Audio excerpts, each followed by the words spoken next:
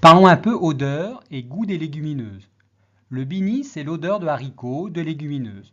Quoi de plus normal quand on respire l'odeur d'une purée de lentilles, mais pour un lait végétal.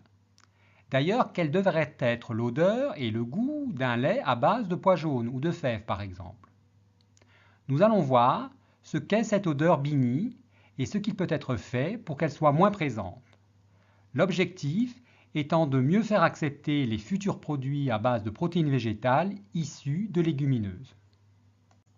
Parmi les légumineuses à graines, vous le savez maintenant, on trouve le soja avec 35% de protéines qui est la plus utilisée pour le moment dans toutes sortes de produits.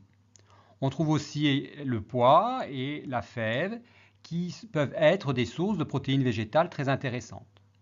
Quelle que soit la graine, le lait végétal obtenu ou les isolats de protéines présentent des arômes marqués de légumineuses. Cela peut être la cause d'un rejet des produits élaborés avec ces protéines, alors que la graine entière cuisinée peut être bien acceptée. On dit que les arômes bini ou légumineuses sont des off-flavors. Mais c'est quoi ces off-flavors?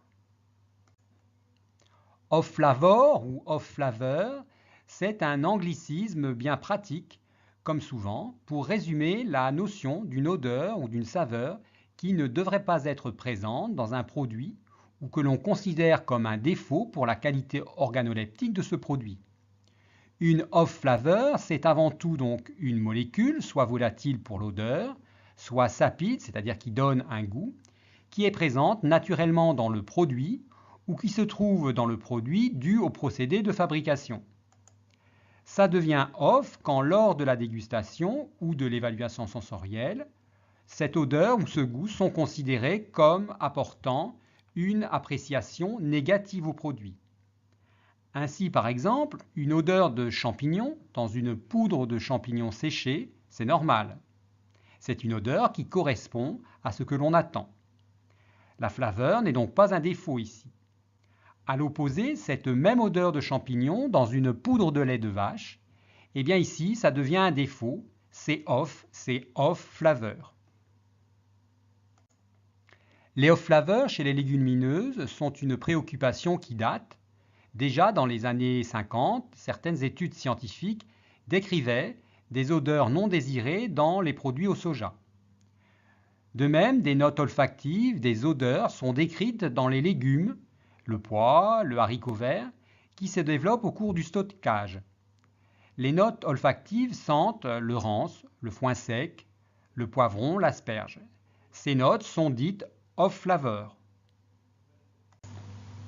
La recherche des causes à l'origine de la présence de ces off-flavors est une vieille histoire également.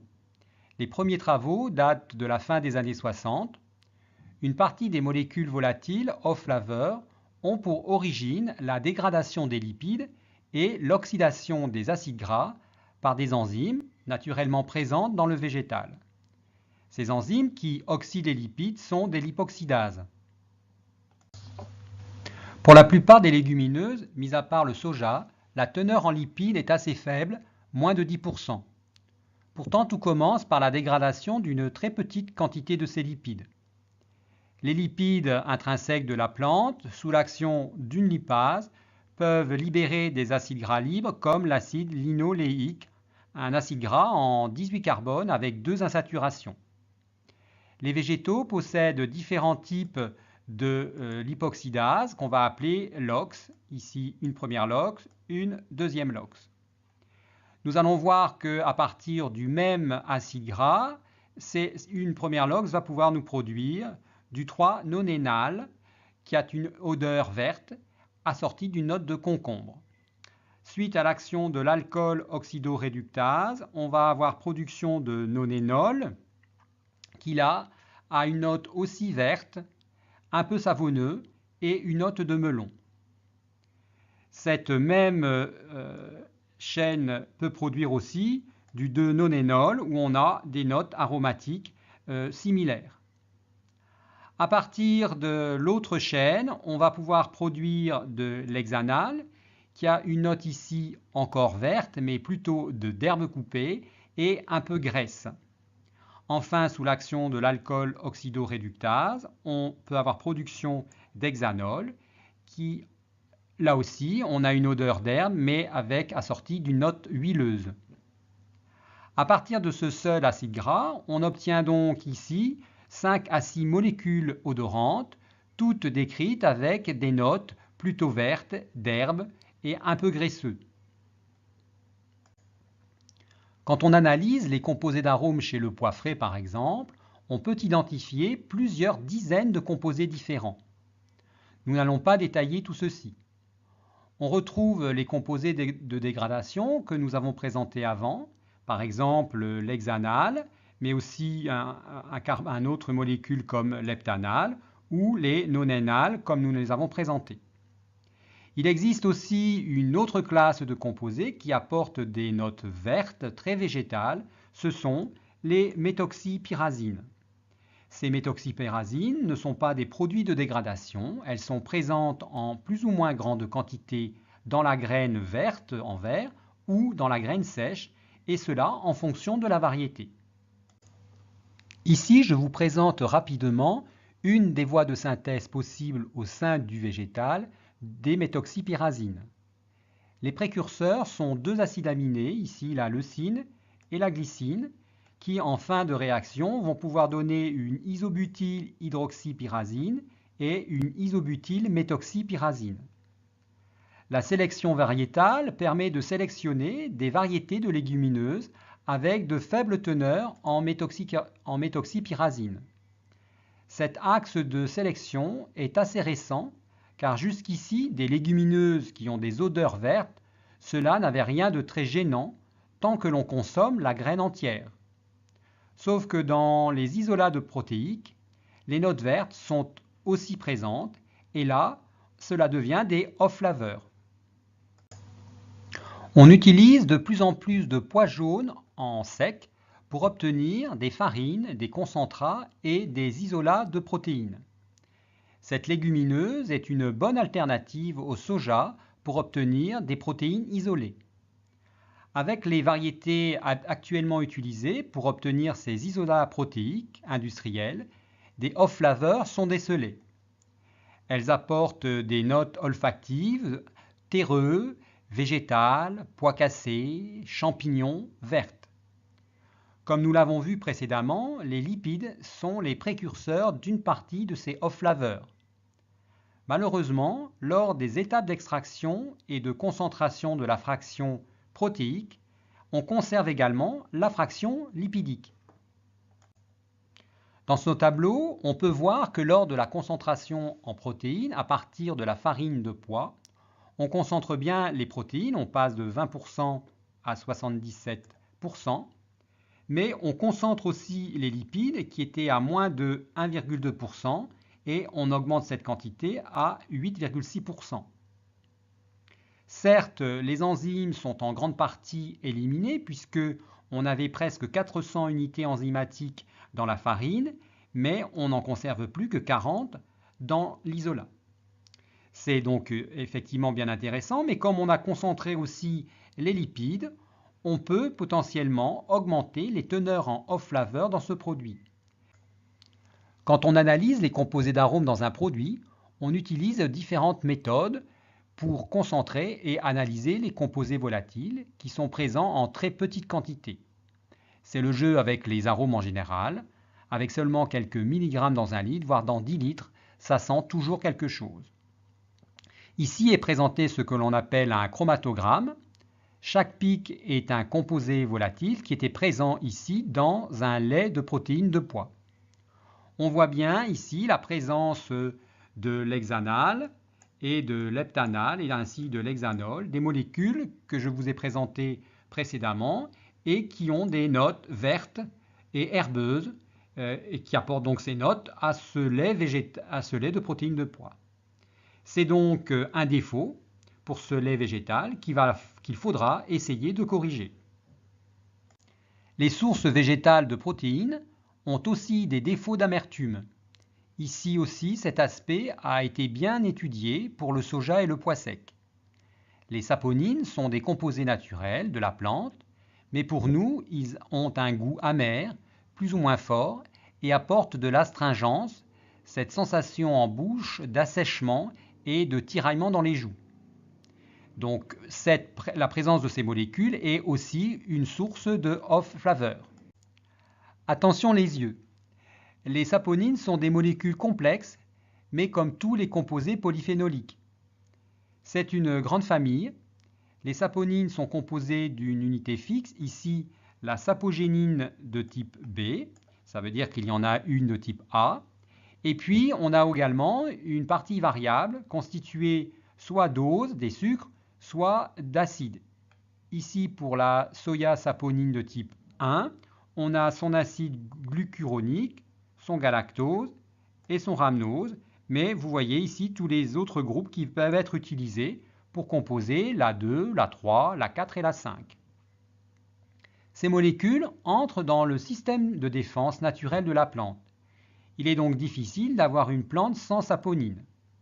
Mais on pourrait sélectionner des variétés moins riches en ces molécules.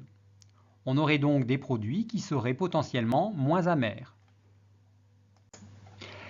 Qu'est-ce qui peut être fait pour réduire ces off-flavors, composés soit d'arômes, soit composés qui apportent de l'amertume? Il faut bien garder en tête que ces molécules sont naturellement présentes dans la graine de départ et que c'est nous qui cherchons des protéines isolées, mais sans ces molécules dites off-flavor, molécules que nous considérons comme des défauts. La stratégie qui a été gagnante sur le soja a été la sélection de nouvelles variétés avec comme cahier des charges la réduction de teneur en off-flavor. Bien sûr, il faut garder une plante qui pousse correctement et sans maladie. Sinon, cela ne sert à rien. La même stratégie est en cours sur des variétés de pois et de févrole, des fèves, où on cherche à réduire les activités lipoxydase et les teneurs en saponine et en méthoxypyrazine. Les autres pistes d'amélioration qui ont déjà été utilisées sur le soja consistent à délipider la graine ou la farine pour réduire ainsi la synthèse des off-flavors à partir des lipides. L'autre axe est de réduire l'activité des lipoxydases en chauffant à ce qu'on appelle donc le blanchiment. Voici un exemple d'amélioration génétique sur le soja. La sélection variétale, ça fonctionne. Ici est présenté des résultats sur les activités lipoxydase L1, L2 et L3 dans une variété de soja, le Suzuyu Taka, et dans les nouvelles variétés où on a modifié les activités des enzymes. Cette modification est exprimée par le L pour lipoxydase avec un -2 par exemple. Cela veut dire que l'activité lipoxydase ici de type 2 a été touchée par la modification génétique. On voit bien que donc, dans la variété Kanto, l'activité lipox, pour celle qui est dégradée sur la 2 et la 3, a une activité lipoxydase bien inférieure à la variété sauvage, ici 4,7 pour 0,7. Pour cette autre variété Kanto, touchée par le L-1 et L-3, on n'a pas de différence significative par rapport au sauvage. Enfin, pour cette expérimentation où on a les 3 lipoxydases qui sont touchées, donc la 1, la 2 et la 3, on a une activité enzymatique résiduelle très très faible. Donc ici, on voit que c'est très intéressant d'avoir cette sélection génétique qui permet de fortement réduire l'activité lipoxydase. On peut aussi conserver une activité importante dans les feuilles. Ici, on n'a pas de différence. C'est aussi très bien car cette activité lipoxydase est importante et nécessaire pour la défense naturelle de la plante.